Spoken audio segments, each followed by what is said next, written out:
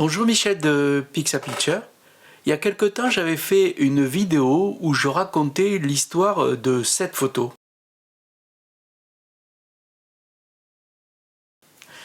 Derrière cette photo, il y a bien sûr un photographe et c'est de lui dont je vais vous faire le portrait aujourd'hui. A tout de suite.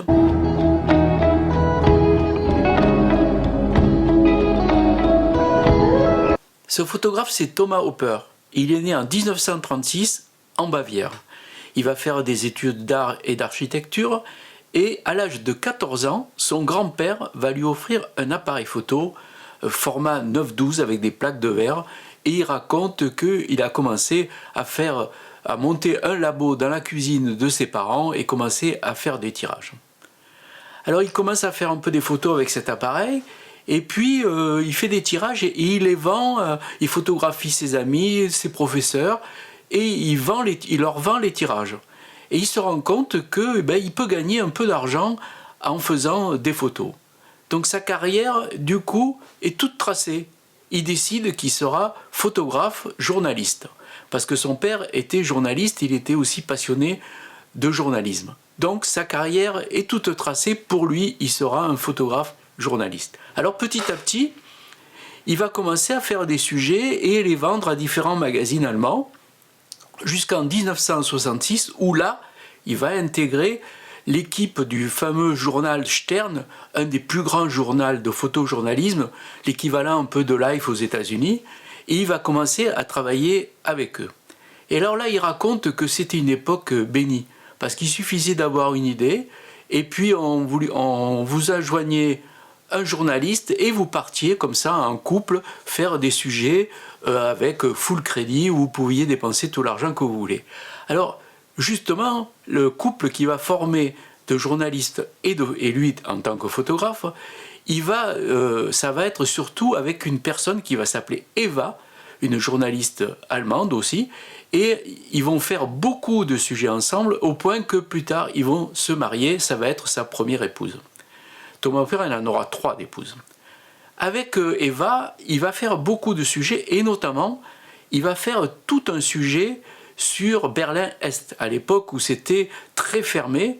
Il va faire des reportages assez extraordinaires, notamment, je vous montre quelques photos où on voit les photos qu'il a fait de Berlin-Est. Alors il va en profiter pour, comme lui il peut aller de l'ouest à l'ouest, en profiter pour aider les journalistes allemands de l'Est qui avaient beaucoup de difficultés avec la censure.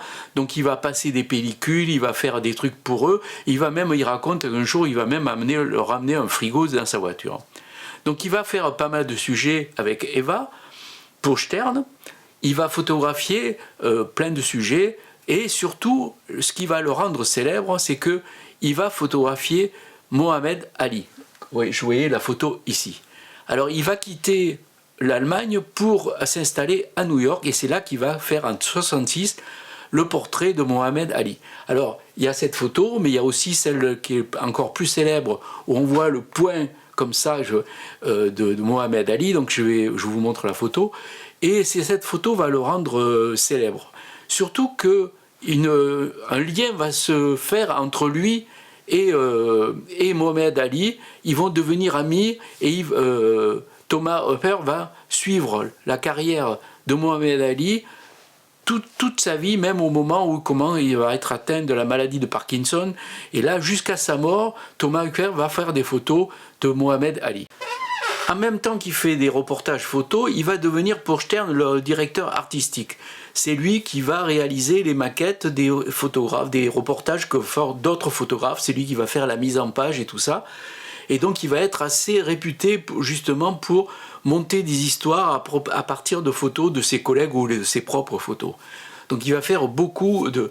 En même temps qu'il est chez Stern, il va diffuser ses photos à Magnum. Il est ami avec Elliott Erwitt qui le tanne pour rentrer à Magnum et lui il veut pas parce qu'il veut rester fidèle à Stern et ce n'est que au moment où il va quitter Stern définitivement en 89, je crois qu'il va intégrer l'agence Magnum. En France, ça va être le premier Allemand à intégrer l'agence Magnum. D'ailleurs, plus tard, il va même, je crois en 2003, il va devenir le directeur de l'agence Magnum. En parallèle avec ses activités photographiques et le fait qu'il est aussi le directeur artistique de Stern, il va devenir le directeur artistique de Géo américain. Pas le Géo France, le Géo américain. Mais c'est surtout en 2001, pour le 11 septembre 2001, qu'il est là au moment où les tours jumelles sont attaquées. Et il fait cette fameuse photo dont j'ai fait toute une vidéo qui a fait beaucoup de polémiques. Donc je vous remontre encore cette fameuse photo. Voilà. Et cette photo, quand il a faite le jour justement où on voit derrière les tours qui sont en train d'être pris en flammes, il ne veut pas les publier parce qu'il trouve par respect de tout ce qui se passe, il ne veut pas les publier. Et il publiera cette photo bien des années après, quand il y aura un sujet sur ces tours. Et c'est là que ça va être faire la polémique, qu'on va raconter beaucoup d'histoires sur cette photo, ceux de la vidéo dont je vous ai parlé. Donc si vous voulez revoir cette vidéo, vous cliquez sur le lien qui apparaît en dessus. Alors ce qui est étonnant, c'est que déjà en 83, il avait déjà fait presque une photo semblable, je vous la montre. On voit aussi les deux tours jumelles en 83. Donc là, en 2001, le 11 septembre, il a fait cette photo, il a fait d'autres photos, il était un des rares photographes professionnels présents là. Il continue son activité photographique pour des magazines, puisqu'il a quitté Stern en 89, et il va travailler pour Magnum, et là il va aller au Guatemala, au Japon, un peu dans le monde entier, puis il va aussi faire beaucoup de photos de New York, et c'est là que, si on regarde un peu le style de Thomas Hooper, c'est très bizarre, parce qu'en fait ce sont des photos qui sont pas spectaculaires, comme ça, elles sont assez simples, mais il y a toujours un deuxième degré, il faut bien regarder ces photos, et petit à petit, on voit qu'il se passe quelque chose. Et alors, c'est bizarre, parce que moi je trouve que son style, c'est des fois très humoristique. Alors je vous montre quelques photos par exemple, vous voyez, très humoristique, ça me fait penser à Martin Parr, mais aussi à Robert Frank, son fameux livre sur les Américains. On voit un peu les influences qu'il a eues, et c'est toujours des photos, il faut bien les regarder, il y a toujours un deuxième degré, moi je trouve. Voilà, c'est un peu... Alors, il va faire beaucoup de photos en noir et blanc avec son Leica, mais aussi en couleur, et en 2000, il va apprendre qu'il est atteint de la maladie d'Alzheimer. Et donc là, il décide avec sa troisième épouse, du coup, de faire un immense grand road trip de tous les États-Unis. Donc il va partir avec un camping-car, un énorme camping-car, et il va parcourir l'Amérique entière.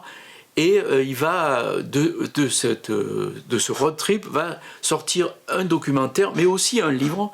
Et dans ce livre, ce qui est intéressant, c'est qu'il va mélanger les photos en couleur qu'il a fait là pendant ce road trip et celles qu'il avait faites bien avant, à l'époque où il était en pleine santé.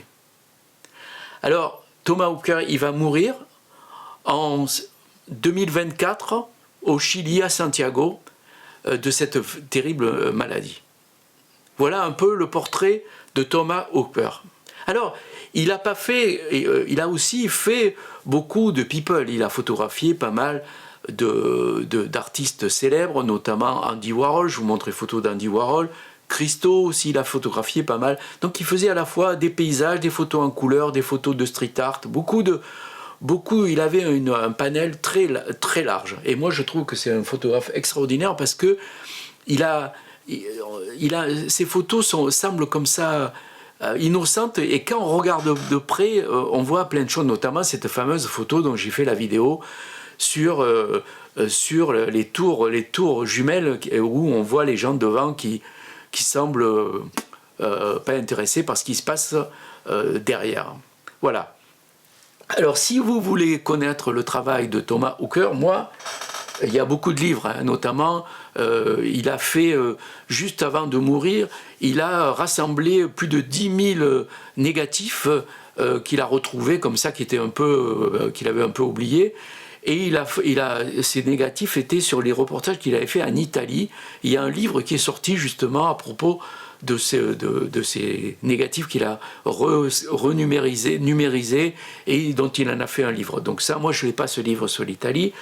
Il a fait beaucoup de trucs. Moi, celui que j'ai, c'est celui qu'il a fait sur New York. Voilà. C'est ce livre ici. Donc, vous voyez, on voit à la fois, évidemment, toutes les photos en noir et blanc. Vous voyez un peu le style. Il a photographié des gens un peu simples à New York, vous voyez. Voilà. Et puis des paysages. Et puis la fameuse photo, vous voyez, la fameuse photo avec les tours jumelles, là. Voilà, la fameuse photo où le personnage ici, là, je crois après à polémiquer par rapport à cette photo. Là encore, toujours les tours jumelles. Vous voyez les photos, voilà. Alors il y a toujours des photos qui sont un peu, presque un peu à la Martine Parr, vous voyez, comme ça par exemple. Ou celle-là, là, vous voyez. Moi je trouve. Et celle-là, elle est extra, celle-là, regardez. Je vous la montre là, voilà. Vous voyez, il faisait aussi des trucs un peu comme ça, des doubles expositions. Voilà. La neige. Bon, voilà. C'est le livre que j'ai, moi, le seul livre que j'ai de Thomas Hawker. Voilà. Regardez. C'est pas du Martine Parr, ça? Presque, hein? Voilà. De toute façon, ils se côtoyaient, hein, puisqu'ils étaient tous les deux à Magnum. Voilà. Voilà un peu le portrait de ce photographe qui vient de nous quitter en 2024 au Chili, à Santiago. Voilà. J'espère que cette vidéo vous a plu. J'en prépare une autre d'un autre photographe américain qui est, vous allez voir, qui est aussi super. Donc j'espère que vous allez bien, que vous faites de bonnes photos comme lui là. Et on se retrouve bientôt. Salut, ciao, ciao.